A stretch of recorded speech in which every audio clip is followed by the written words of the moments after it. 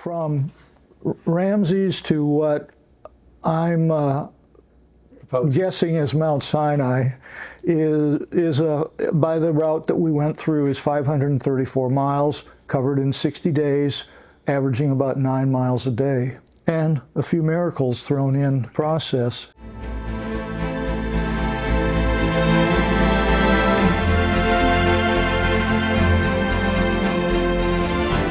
Welcome back to our journey through the book of Exodus. My name is Jim Gallagher. I'm the pastor here at Calvary Chapel in Vero Beach, and I'm here with Dr. Glen Fritz. And we have been working our way together for the last several weeks through the book of Exodus. And Exodus first introduces us to the children of Israel as they're enslaved in Egypt. They cry out to God. God raises up a deliverer. And then through a series of several plagues, God strikes Egypt, and ultimately Israel is released. And that takes us to chapter 13 of the book of Exodus, where they begin their journey, their departure or exodus from Egypt. And ultimately they will make their way to the land of promise, the land of Canaan, what will be called Israel. But rather than taking a direct route, they will take a serpentine journey through the wilderness. In Exodus 19, God explains that His purpose was to carry them on eagle's wings and bring them to Himself. So there were lessons that they would learn along the way. And so I'm sitting here with Glen Fritz, and in previous lifetime, Glen was an oral surgeon, but then began a journey as a student specifically of the Exodus, and went on to get a master's degree in cartology, which is map making, and then a doctorate degree in environmental geology, specifically in the region where the Exodus takes place, and wrote his doctoral thesis on the subject of the route of the Exodus, the lost sea of the Exodus. And so what I would like to do, Glen, to start is just to talk a little bit about, we're going to get into your findings. We'll spend some length of time talking about what you discovered, but could you tell the audience a little bit about what it was that sparked your interest in these things? I remember riding a bus in Jerusalem in 1996. And the people on the bus were arguing about whether the Bible explains where Mount Sinai is located, and they decided that there's nothing in the Bible that tells us where Mount Sinai was. And I didn't think that was right. I figured there had to be some geographical evidence in the Bible about something as major as Mount Sinai. And I happened to be sitting next to a rabbi from my hometown, and we talked about it, and he said, well, why don't you study Hebrew and read about the Exodus in Hebrew? You might pick up some pointers from doing that. So I did study Hebrew in the synagogue for a number of years and studied all the historical and theological works about the Exodus and, of course, all the biblical accounts. And I decided that the traditions about the Exodus were all wrong. The ideas that had been formulated over centuries were based on just traditions and rumors, and there was no biblical geography basis to it. And then I discovered I had to try to search out routes for the Exodus, and I didn't have the maps. I didn't have the topographical information I needed. No Google map at the time. No Google. Google didn't come out till 7 or 8 years later, and I didn't have the maps I needed to decide what routes would be passable for a multitude. So I went to Texas State University to study map making.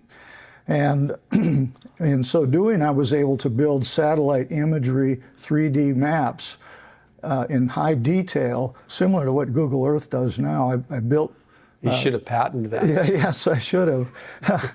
But that helped me navigate the region of the Exodus and decide what routes would have been useful for the multitude and which ones were roadblocks to the multitude. And I stuck around the school and took an expedition to Saudi Arabia in 2003 to what we think is Mount Sinai.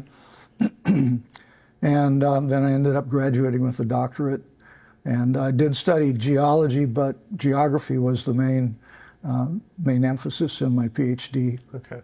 Wow, that's amazing. So, and another note, many of the people here at the church, they know you as Glen the believer. They know you as Glen that has served in tech ministry. Many know you as Glen the triathlete. And so now it's nice for them to get introduced to Dr. Fritz and this area of expertise in your life as well. So what we're going to do is we're going to sort of divide our time up into three parts. The first thing is Dr. Fritz is going to address kind of the environmental conditions that took place or that were in place at that time as Israel begins to make their journey.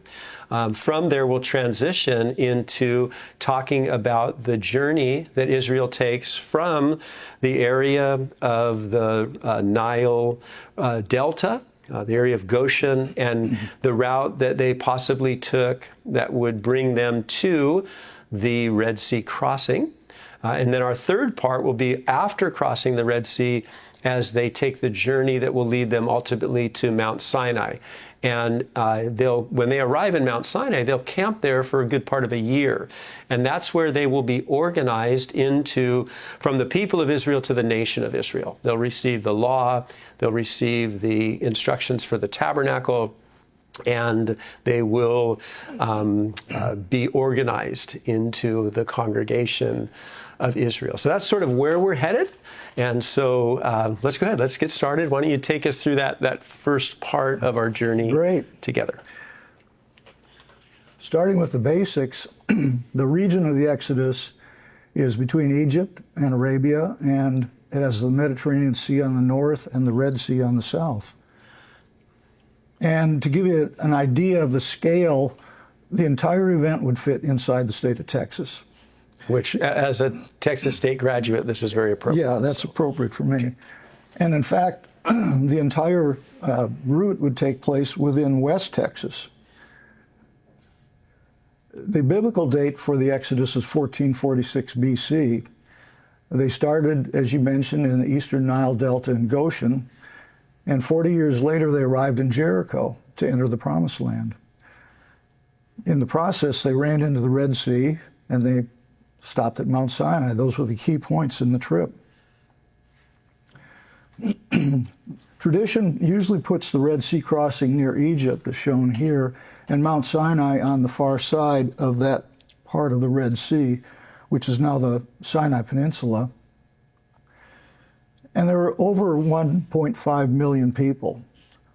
There were a lot of people, 600,000 men, plus women and children. And to get an idea of the size of that multitude, here are 850,000 people at the Million Man March in the Mall of Washington, D.C. Having that perspective when they start complaining or when they have to eat, when it's time to get something to drink, this is a pretty remarkable scene to keep in mind. Yeah, it's amazing. And on the move, the multitude could have been strung out for 10 or 15 miles. Considering they had massive herds. And for sustenance, the Hebrews baked unleavened cakes of dough that they brought from Egypt. And manna began on the 30th day. But the Bible says it had extensive herds and flocks, very much cattle. What did they do for water and for fodder for the cattle? If we look at this environment today, it's all desert. It couldn't sustain a lot of cattle or a lot of people. So what happened in the Exodus that might have facilitated getting the needs that they had for their cattle? The historical Dead Sea levels show that at the time of the Exodus, the climate was much wetter and cooler, and there was more vegetation, much more than what we see today. And a similar thing is shown by Lake Chad in North Africa, which shows a wetter and cooler environment during the Exodus, much more so than now. And also it shows an extreme drought at the time of Joseph's famine in Egypt. Another thing that helped the Exodus is they departed in early April, which is right at the end of the rainy season in the peninsula. And the peninsula mountains in the south receive a lot of rain, and it flows north into the wadis that drain into the sea. No, I'm going to pause real quick. You're going to use the term wadi quite often. Just real quickly. Yes, wadi is an Arabic term for a creek bed that's dry unless it rains. And it can be all sorts of different sizes of a creek bed. It's very general term. Yes, it can be a couple miles wide or 50 feet wide. But the advantage was that they were leaving at the end of the rainy season when the region they would pass through would have a lot of drainage water, subsequent vegetation, and that would supply the cattle for their needs. And indeed, I believe they did follow the lowland wadis in the northern Sinai Peninsula as shown here. And again, a wadi is an Arabic word that's routinely used in that region. Another thing that helped the Hebrews is in their departure in early April, the Nile River was very low. Flooding was in the fall. And they were fortunate in that they could cross through the Nile Delta when it was relatively dry. If it had been in flood season, they would have been impeded in their travel. It would have been a very difficult thing to move through the Nile Delta. And the initial destination was the mountain of God. When Moses was in exile in Midian, he visited the mountain of God, and while he was there, the Lord instructed him to bring the people back to that mountain. So that was his challenge, his command to do that, and that was the goal that he had in mind leaving Egypt. So a key feature in this is we know where Midian is, we know Moses was in Midian, we know the mountain of God was in some proximity to Midian. Yes, and we're going to touch on that in a little more detail. So there are a lot of Mount Sinai theories. This map shows at least a dozen places, but the dominant tradition is for Mount Sinai in the southern Sinai Peninsula at a place called Jebel Musa. This tradition started around 300 AD with religious monks that were living in the area. They thought the burning bush was there, and they imagined that the Exodus had happened in their vicinity. And the word spread, and St. Helena, who was the mother of Constantine the Great, sent money to build a chapel in 327 AD. And in 556, the Byzantine Emperor Justinian I built a walled monastery there. But the idea of a Mount Sinai being in this location is all tradition. There's no geographical or archaeological basis to put the mountain in this location. And here's St. Catherine's Monastery today at the foot of Jebel Musa that was built by Justinian. And again, this is based on tradition. Now, the problem with Jebel Musa, as we touched on, is it's not near Midian, because Moses went to Midian, and from Midian he went to the mountain of God. And historians and geographers tell us that Midian was on the east side of the Red Sea in Arabia. Josephus, Ptolemy, Origen, Eusebius, Jerome, medieval Arab geographers all put Midian east of the Red Sea in Arabia in this location. For instance, Ptolemy, 150 AD, said that Midian was east of the Red Sea, and this map, antique map, shows a location for Midian as Ptolemy had written in his works. So the bottom line is that Midian is in this location. It's not in the Sinai Peninsula. Some people try to put it there so that it's close to the traditional mountain, but it was never there. It's in northwest Arabia, shown here. So Israel was in Egypt. The Bible mentions a number of places: Goshen, the land of Ramses, Zon, and Ramses. And they were living in the best part of the Nile Delta. And so Goshen is mentioned many times about that region. The Bible says that they journeyed from Ramses to Succoth. And Ramses was a ruler that lived a couple hundred years after the Exodus. So his name doesn't really fit with this location, but it's a familiar place name that was inserted later in the Hebrew Bible to help identify where the event happened. And they traveled to Succoth, which basically means thickets, describing the area that was well watered. And it was a place where they could fill their water bags and feed their cattle before they started out through the drier country. At the place of Ramses is an archaeological site called Tel el-Daba. And a tell is a mound of consolidated remains of ancient cities or settlements. And at Tel el-Daba, which has been excavated for over 50 years, the upper layer is the place of Ramses, 19th dynasty. The next layer down is 13th dynasty, and it was the place of Avaris of the Hyksos. At the bottom is the 12th dynasty. And somewhere between the 12th dynasty and the 13th dynasty Hyksos, there is evidence of Canaanite presence. And this is what the Tel el-Daba site looks like from a bird's eye view. And based on the biblical account, they would have left Egypt from somewhere in this vicinity, but they probably lived over a wide area in the Delta, and they had to congregate before they could start leaving together. Now, the caveat, as you mentioned, God did not lead them by the way of the land of the Philistines, although it was near, lest the people change their minds when they see war and return to Egypt. So the shortcut from Goshen to the promised land of Canaan is right along the Mediterranean coast. It was a well-traveled highway. Right. They could have done that in a few weeks' time. Yes, a week or two. Yeah. But God didn't want them to go that way. Instead, he led the people out of the land of Egypt by the way of the wilderness of the Red Sea.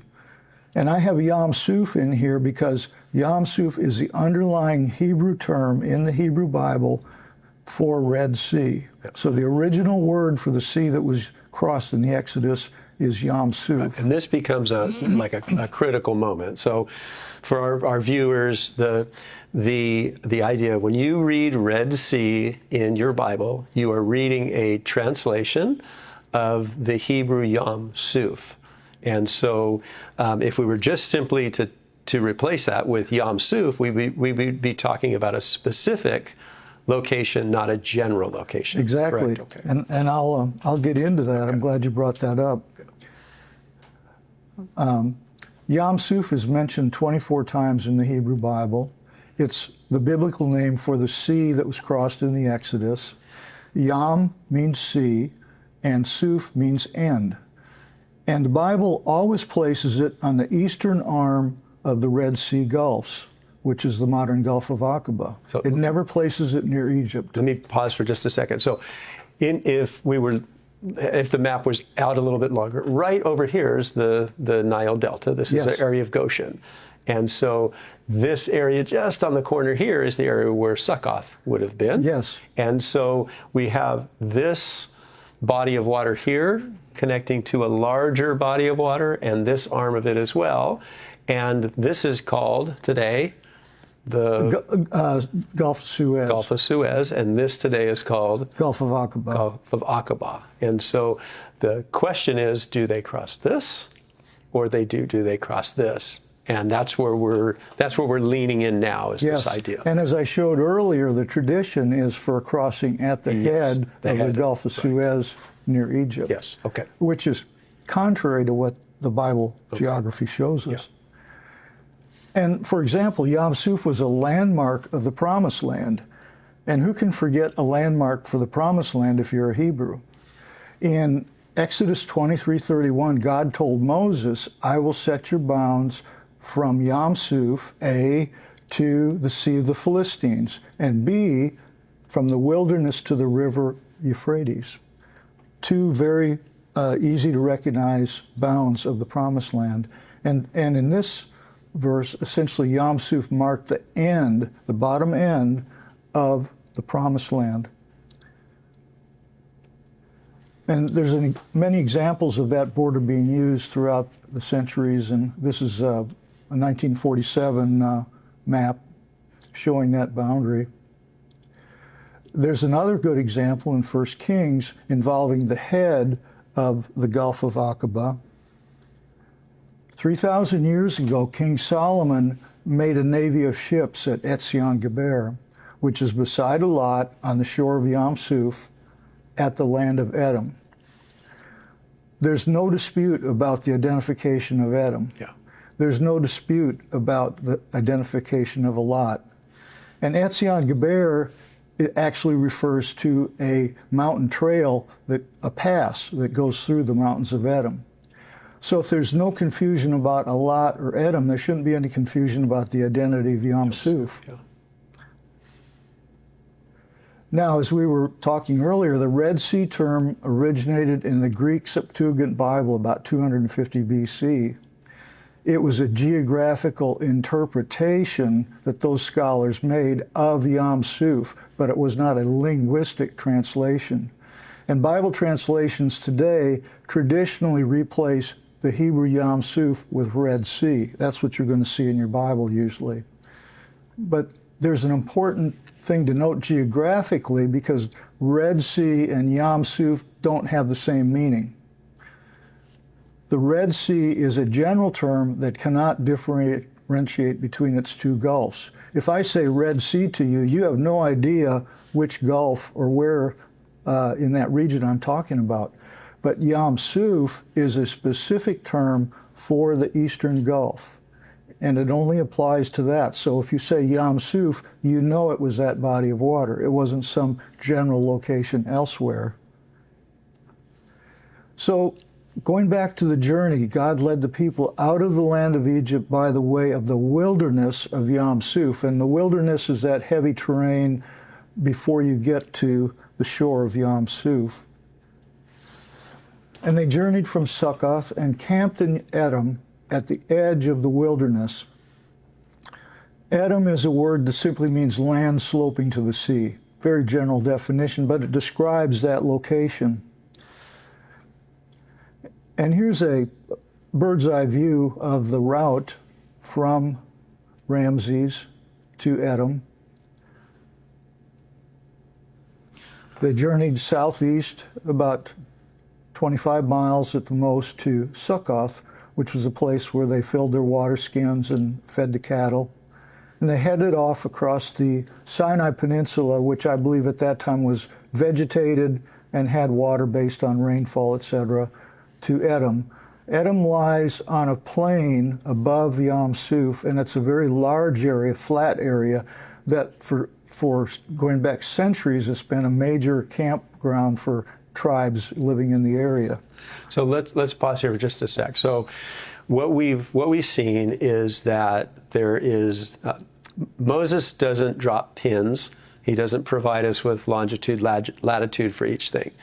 Moses does provide those several references to two locations, and from those locations and what other Bible writers have given us, we determine that Yam Suf is that eastern arm of the Red Sea, that Gulf, and so things are going to be moving in that direction. Now, as we continue through here, you've put your feet on the ground there. You're going to show us pictures and some video of that terrain that would force a certain route. Like if someone were to say here from Calvary, they say, let's go to the beach, there's a certain route that you would have to take to get you to the beach. You can go across 17th Street or you can go up Beachland. Like you can't just go any way you want across the beach because there's this massive waterway that separates us. So as the route that you're going to draw is going to be based upon the terrain. You're climbing mountains or you're getting away from any sort of sustenance that they would have. Plus, some of these locations we can say relatively definitively, this is where Succoth would have been, or this is where Elam would have been. Correct? That's a great point. Okay, and in geography language, we talk about barriers and corridors. Okay. If you look at this area, you say, oh, they could just walk from point A to point B. No. Until you've been there. There are Yeah. barriers, topographical barriers, and there are corridors. Plus, you have 1.5 million or more people that have to negotiate a trail or a pathway. Okay. And that really limits the choices tremendously. Very good. And so at Edom, the Lord told them to turn and encamp by the sea. If they'd gone straight ahead, they'd be following Moses' route around the head of the Gulf of Aqaba, Yam Suf, into Midian. But the Lord told them to turn. The key location between Edom and the sea is a place called Peh-Hahirot. And in Hebrew, it simply means mouth of the caverns. And what it is, it's like a geographical funnel into a wadi called Wadi Watur, which becomes very narrow with steep walls and serpentine path. And it's that funnel that Moses had to find to start going into this wadi, which reaches the sea. Now, it's called Wadi Watur. That is a relatively modern Arab word. Watur simply means a road that follows the mountains. So it's a creek bed with a road that follows the mountains, simple terms. And here's a picture of being in the Wadi Watur. And I noticed when I was traveling there myself that unless the sun was directly overhead, you were in the shade because the walls are so steep. If the sun is east or west, you're in the shade. It's like being in a cavern, literally. And this goes on for several miles. Yes, from the Peh-Hahirot entrance to the beachhead is about 50 miles. Wow. But the advantage the Hebrews had is most of it was downhill, about 2,500 feet downhill. Yeah. Wow. So they're traveling through this winding wadi, but it's all downhill, fortunately. Now, the Nuweiba beachhead, Nuweiba is another modern Arabic term for this beachhead that you see on the map. It simply means small bubbling springs. It doesn't have anything to do with the Bible or the Exodus. I circled a place called Ain Furtaga to point out that there are oases in the Wadi Watur. Here's an example of one. If you look really close, I'm the guy in the green shirt in the middle there. But there's some beautiful areas in that wadi. And you can see the very steep mountain off to the right above that oasis. And so here's a flyover from Edom on the coastal plain above the sea, south, and then entering Peh-Hahirot, the mouth of the caverns, and then the Wadi Watur, the serpentine zigzag creek bed with high mountains on each side. And there's one exit from that wadi, and it's at this beachhead called Nuweiba on the sea. And so the total route that we've looked at from Ramses to that seaside location is 272 miles. I estimate it took them about 18 days, traveling about 15.5 miles a day. And the thing we have to remember about their travel is that they left Egypt in haste. And secondly, they were able to travel day and night because God gave them a pillar of cloud for shade in the daytime and a pillar of fire at night to get light. And travel in the desert is best at night anyway. So if you had the light and you have the cool of the day at night, that's an advantage for their travel. And this is the Nuweiba beachhead. The Bible says the Egyptians pursued the Israelites and overtook them as they camped by the sea. And the only way the Egyptians could have gotten there is the same way the Hebrews got there, through the Wadi Watur. This is the opening of the wadi onto the beachhead. And this is a view of that beachhead looking southward. Right. So if your findings are correct, you can imagine coming out from that wide and yet, relatively speaking, for the number of people, narrow passageway through the wadi, and then suddenly coming out to this massive open space along the beach where they come and camp. Yeah, it's at least 10 square miles, wow. So it's a lot of space, and it's pretty flat. This is looking south from the beachhead. This is actually Moses' camp. Yes, that's right. And what's really interesting is the first century Jewish historian Josephus wrote, "The Egyptians drove the Hebrews into a narrow place. They seized the passages by which they might flee, shutting them up between inaccessible precipices and the sea, for on each side an impassable ridge of mountains terminated at the sea." That's a pretty amazing historical statement from Josephus. So we can look at the Nueva beachhead, and we see the singular entrance from the Wadi Watur and the steep mountains that guard that entrance. And there's no way out of that wadi except to come out onto the beach. And then as we look to the north, we see that the mountains drop into the sea. There's no passage along the coast to the north. And the same thing happens on the south side. The mountains drop into the sea. And so if this is the place, the Hebrews are boxed in by the sea, the Egyptian army, and the mountains. Yeah. Wow. And so they were afraid, and they said to Moses, because there are no graves in Egypt, have you taken us away to die in the wilderness? Why have you brought us out of Egypt? Now, the interesting thing about the idea of wilderness is when God told Moses to turn at Edom, he mentioned to Moses that Pharaoh is going to think you're lost in the wilderness, that you're confused, that you're going to be an easy prey because you're stuck. Yeah. And that's how they felt. They felt like they were stuck. The angel of God moved behind the camp of Israel, and the pillar of cloud stood between the Egyptians and the camp of Israel. It was darkness to one and light to the other, so that neither came near each other all that night. So you've got this army backed up in the wadi, and the Israelites on the beachhead, and you've got this cloud that's a curtain between them. And again, this is a huge beachhead, Yeah. at least 10 square miles. And the graphic is brilliant. So. And looking from that beachhead across the Yam Suf, you can see the wilderness for sure, the mountains in Arabia. So now we're looking, that view is looking east. We're This looking is east. Behind Israel is the Egyptian army forming in that wadi. In front of them is that massive water, Right. body of water. And this map shows that it's 9.7 miles between the beachhead and the shore. It's also a half a mile deep in the middle. But when you look at the topography or the bathymetry of the seafloor, you can see very steep declines This area here. on each side, on the top and the bottom, and a relatively flat plateau, even though it is deep, between the Nueva beachhead and the Arabian coast.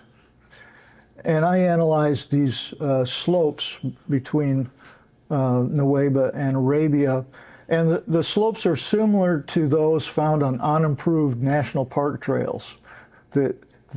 They would be certainly navigable by a multitude with their animals. Of course you did. And if you move to either side a few miles, it would not be. You would have those steep drop-offs. So Moses stretched his hand over the sea, and the Lord caused the sea to go back and made the sea dry land. The Hebrews went into the midst of the sea upon dry ground.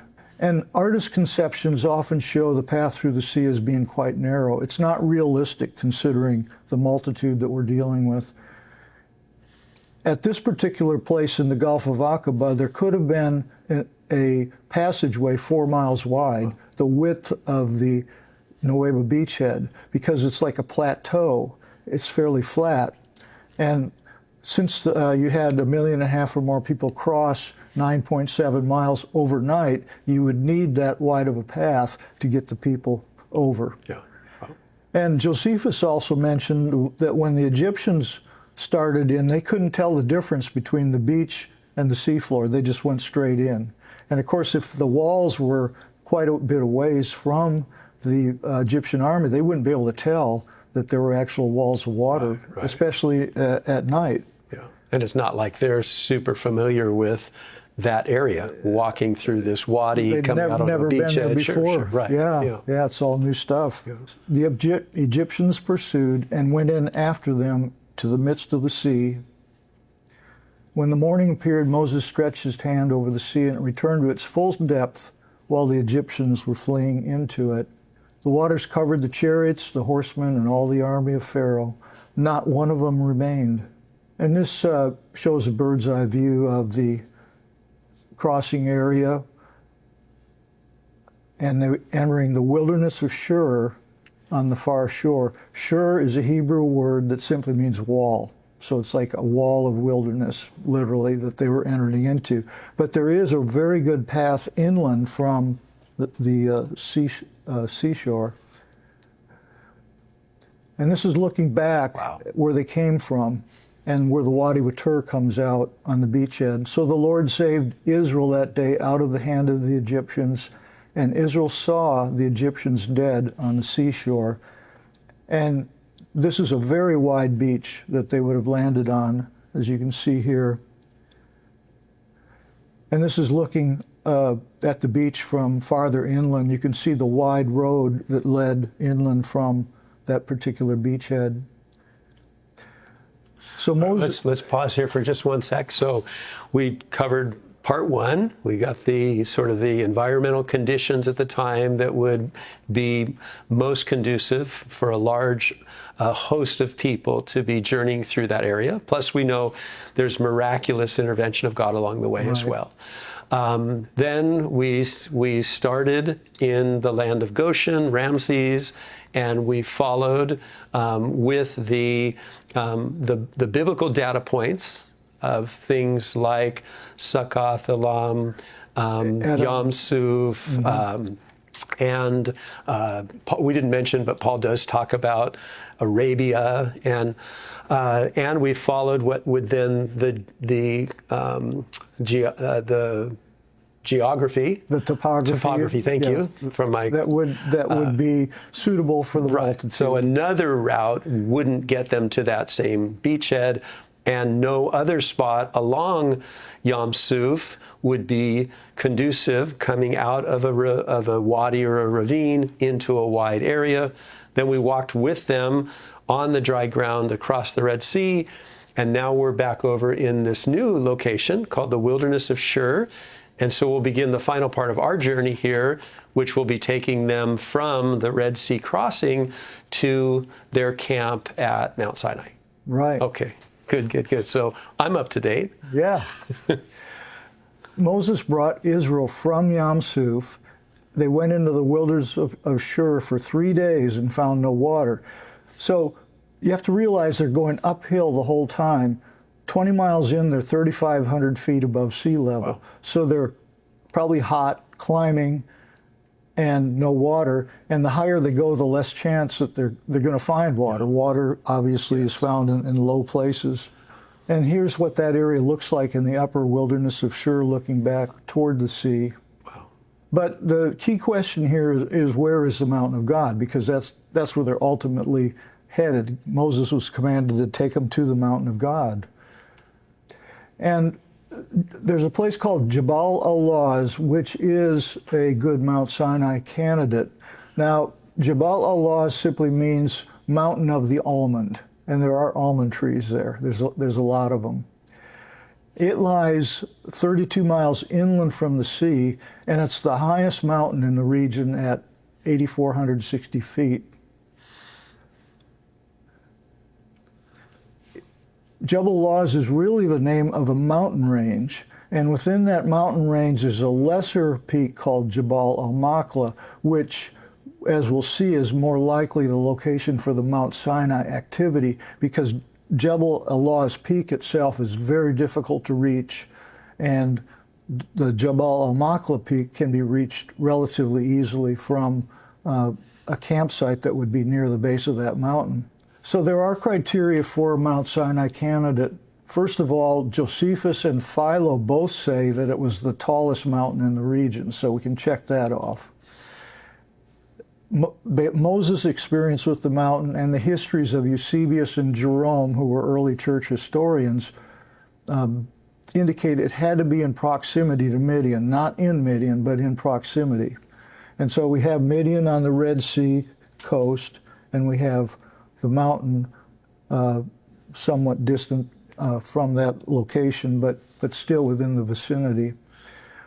The mountain had to be on the backside of the wilderness because Moses went through to the backside of the wilderness toward Horeb to get to the mountain of God. And so the wilderness refers to that barrier between the coastal travel routes and the settlement areas and the highlands behind the wilderness. You have to go through that wilderness to get to the highlands, to get to the Jebel Law's range. And there have to be suitable travel routes for a multitude. The yellow line indicates the only passable travel routes for the Hebrew multitude.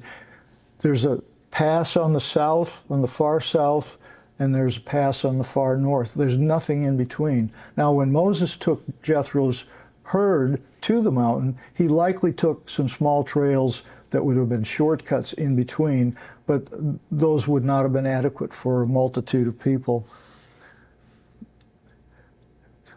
Caveat here, Horeb was a region that hosted Mount Sinai. Horeb was not a mountain. It was a large area, and as we'll see later, there was the rock in the Horeb episode, and that had to be some distance from the mountain. It was not in the proximity of the mountain. Horeb simply means dry, and today the high terrain east of the Jebel Allah's mountain range is a dry area. It still has that characteristic.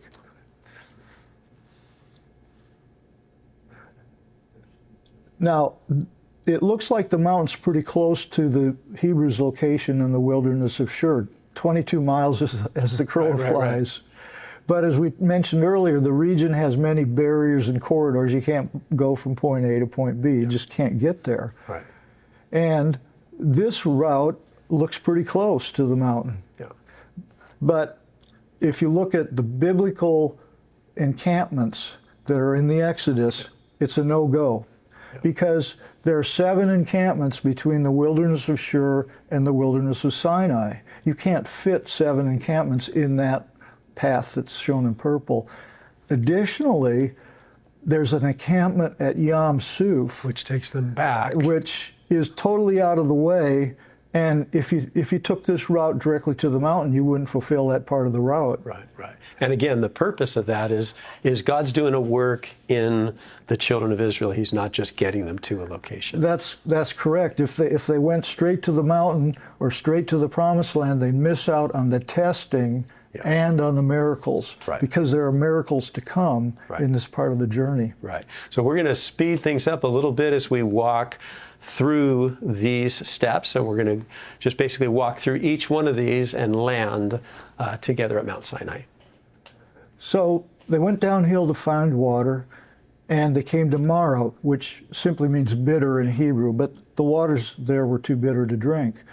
So the Lord showed Moses a tree. When he cast it into the waters, they were made sweet. And this is likely the area of Marah. Wow. Then they moved from Marah and came to Elim. Elim simply means trees, and it was probably a very large area to accommodate feeding and watering all the cattle and the people in a relatively short period of time. Elim had 12 springs and 70 palm trees.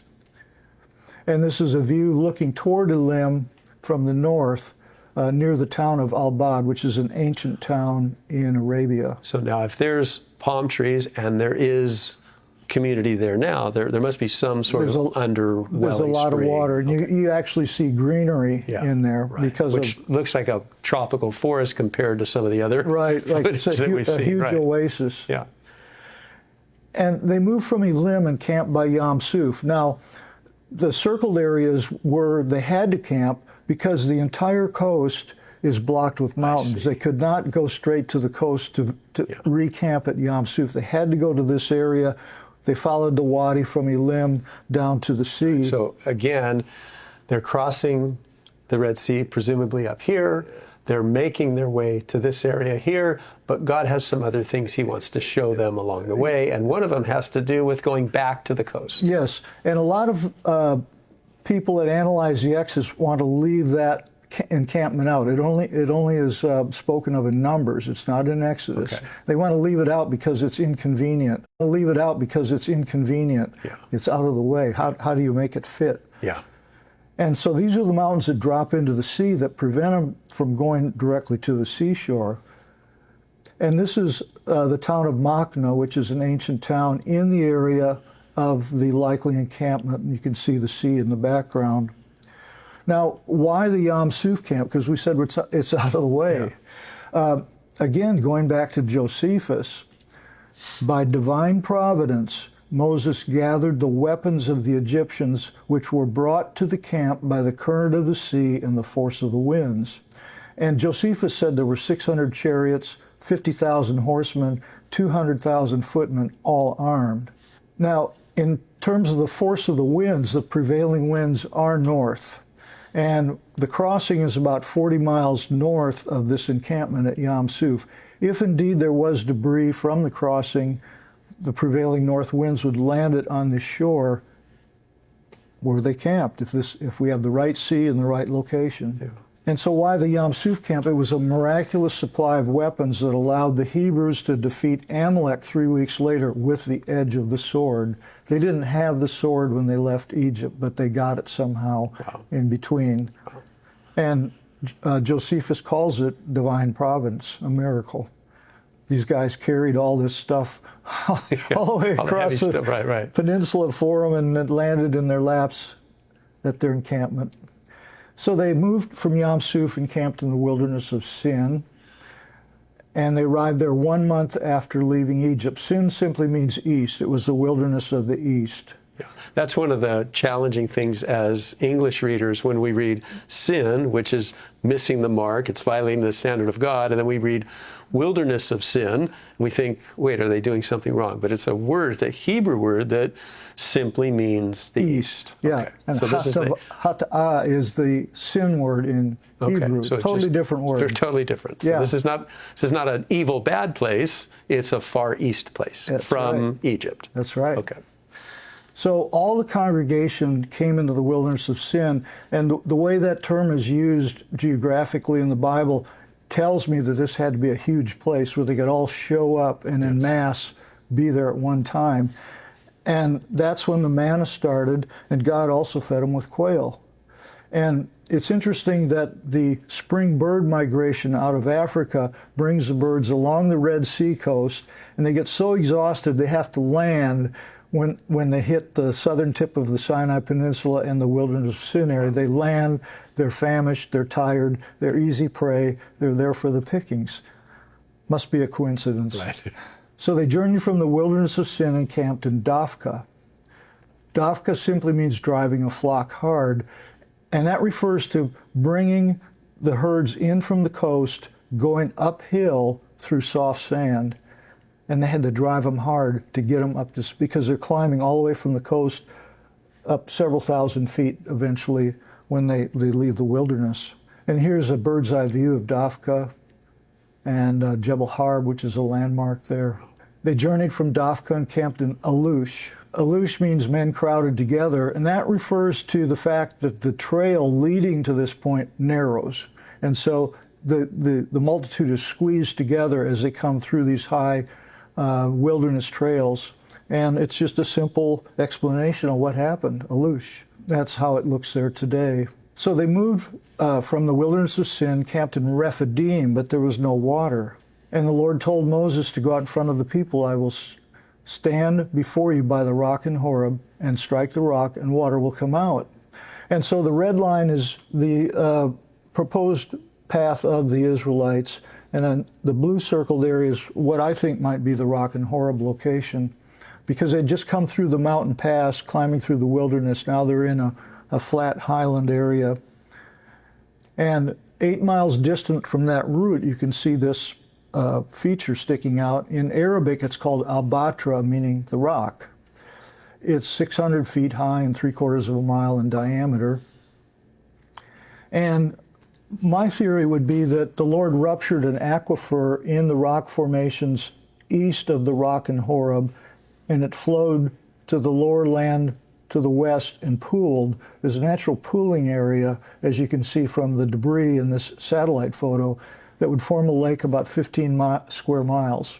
And that would be adequate to feed hundreds of thousands of cattle and sheep and goats and people in a short period of time. Right. If it's a small rock and a sprout, it's a long line at the drinking fountain. Yes, long line. Yeah. And so the route continued north past the rock in Horeb. and they camped in Rephidim. And Rephidim simply means rest. When you're in the desert, two things you need besides water are shade and windbreak. And Rephidim is full of these hillocks that provide shade and windbreaks, and you can move around them as the sun moves to stay in the shade, or move around them as the wind changes. So they provide rest.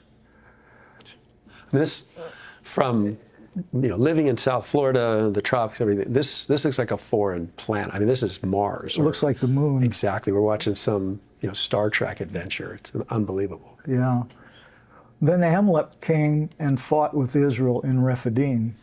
And Moses in Deuteronomy reminded the people, remember what Amalek did to you, how he attacked all the stragglers in your rear ranks when you were tired and weary. So these areas provided a situation for ambush. The Amaleks could hide, move around, and hit the stragglers and take off for another location. Right. 2 months after leaving Egypt, the children of Israel came to the wilderness of Sinai, which hosted Mount Sinai itself, or the mountain of God.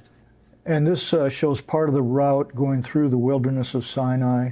This is nearer to the mountain, and had this been vegetated in a wetter climate, this would be a huge grazing area for cattle, place for encampment. This is looking back from the mountain at the route through the wilderness of Sinai from Rephidim. So Israel encamped before the mountain. The green area just signifies 25 or 30 square miles that they would have to occupy before the mountain. It wouldn't be, they wouldn't all be clumped together at the exact base of what would be Mount Sinai. They'd have to spread out and feed their flocks. And again, we talked about Jebel Makla, a lesser mountain in the Law's range, being the most likely site of the Mount Sinai activity due to its accessibility. This shows Jebel Makla from, we're looking west. Jebel Makla has two peaks, and it's about 4.5 miles south of the main Jebel Law's peak. And all of this area in the foreground would have been encampment area. There's actually 3 mountain peaks in a row that cover about 3 miles. And in the middle, the red line indicates the most climbable route to the top. And I was fortunate to be able to climb that in 2003. But Moses made many trips up and down the mountain. And if this is the location, if this is the mountain, that's the route he would have taken. Wow. Because it's very difficult to get up there any other way. Now, at the base of the mountain, there's a couple interesting things. There's possibly the remains of an altar.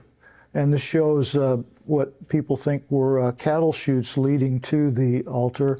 There's also some marble pillars down there, some remains.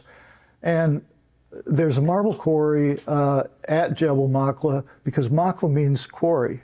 It's the mountain of the quarry. So the quarry is seen there 1,600 feet above the base. And this is what the quarry looks like. And this is just an example of what the quarrymen did to split the rock. These were slots for wedges to split the rock. And here's an abandoned pillar in the quarry. They're all about 24 inches in diameter. And looking down from the mountain, we can see a brook, a stream, coming from the base of the mountain. And we know that in Deuteronomy 9:21 that Moses ground up the golden calf, put it in the brook coming out of the mountain, and he made them drink the water. So there is a major brook that comes out of the mountain. When I was up there, there were actually little ponds with tadpoles in it. Oh, wow. and almond trees. But there's a large encampment area that you can see in the distance at the base of Jebel Makla. And this is a view of the eastern foot of the Jebel Makla area. This is the wadi. Yeah. It's a roadway that passes in front of the mountain. This would be the main base of the Makla area here. And then as we get to the far right, the Nabi Peak is Jebel Law's, 4.5 miles distant. So route summary from Ramses to what I'm guessing as Mount Sinai, is by the route that we went through is 534 miles, covered in 60 days, averaging about 9 miles a day, and a few miracles thrown in process. So who is like you, O Lord, doing wonders? You in your mercy have led the people whom you have redeemed. You have guided them in your strength to your holy habitation. It's amazing. It's amazing. So you know what we know for certain is we know that the children of Israel were released from Egypt. We know that they went through the wilderness, crossed the Red Sea, made several stops along the way, and encamped at Mount Sinai. What Dr. Fritz is proposing is that based upon the biblical data points and based upon the terrain itself, this is a possible route that they took, and certainly gives us not only a visual of what the children of Israel might have had to encounter along the way, but it also gives us some footing. It's amazing that the Bible record can then be taken to location and see that these things happened in real life circumstances. You can't do that with many other religious writings. And so I want to say thank you so much, Dr. Fritz, for taking the time to be with us. Yeah, it's a blessing. If you see Glen around the fellowship and your interest has been sparked, I'm sure he'd be interested. If he's not interested in talking with you, he can outrun you. I can assure you of that. So, but we're just excited what we're going to do now in our next lessons. We'll be back and we're going to walk slower, and we're going to highlight the spiritual lessons that the children of Israel learned in their journey. So we'll see you next time. God bless you, and thanks for coming.